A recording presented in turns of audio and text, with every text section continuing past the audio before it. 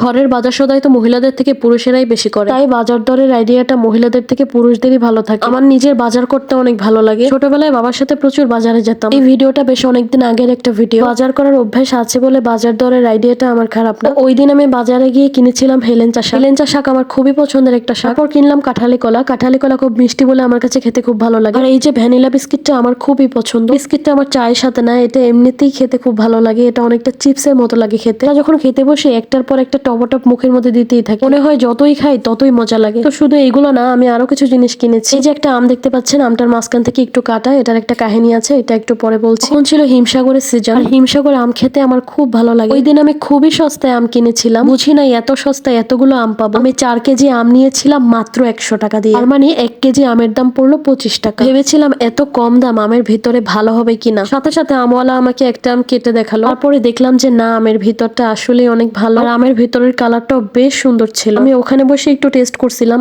অনেক মিষ্টি ছিল আমগুলো। যদিও এই 4 কেজি আম শেষ করতে আমার মাত্র 2 দিন লেগেছে। আমি ফল খেতে খুব একটা পছন্দ করি না, কিন্তু আম আমার খুবই পছন্দ। আমের সিজন আসলে তো প্রতিদিন রাতে আমি ভাত খাওয়ার পরে আম দুধ খাই। বিশেষ করে ফ্রিজের মধ্যে রেখে ঠান্ডা আম খেতে আমার খুবই ভালো লাগে। মাঝে মাঝে চিন্তা করি আল্লাহর সৃষ্টি এত সুন্দর, মাশাআল্লাহ, উনি এত সুন্দর একটা ফলকে আমাদের রিজিক হিসেবে তৈরি করে দিয়েছেন। যাই হোক, তারপরে আমি কিছু মাছ কিনেছি। আমি কই মাছ কিনেছিলাম। কই মাছ আমার খুবই পছন্দের একটা মাছ। যখন কিনেছিলাম তখন এগুলো জ্যান্ত ছিল, পানির মধ্যে লাফাচ্ছিল। কিছু কিছু মাছ কাটা আমার কাছে খুব বেশি ঝামেলার মনে হয়, তার মধ্যে কই মাছ অন্যতম। তাই আমি মাছগুলো বাজার থেকে কাটিয়ে এনেছি। কই মাছ যদি সুন্দর করে ভাজি করে একদম ভুনা ভুনা করে, সেই কই মাছটা খেতে আমার কাছে খুবই ভালো লাগে। আর এই কই মাছ আমার কাছে পোলাও দিয়ে খেতে বেশি মজা লাগে। তারপরে আমি কিনলাম চিংড়ি মাছ, আর এটা হচ্ছে গলদা চিংড়ি। কই মাছের মতো চিংড়ি মাছও আমার কাছে অনেক ভালো লাগে। আসলে মাছের বাজারে আমার খুবই ভালো লাগে ঘুরতে। যখন আমি মাছের বাজারে যাই তখন আমি পুরো বাজারটা একবার রাউন্ড দেই, তারপরে ভাবি যে কি কি মাছ নেওয়া যায়। আমি অনেক বেশি ফিশ লাভার এবং আমি মাছ খেতে অনেক পছন্দ করি। কেউ যদি আমাকে অপশন দেয় মাংস নাকি মাছ,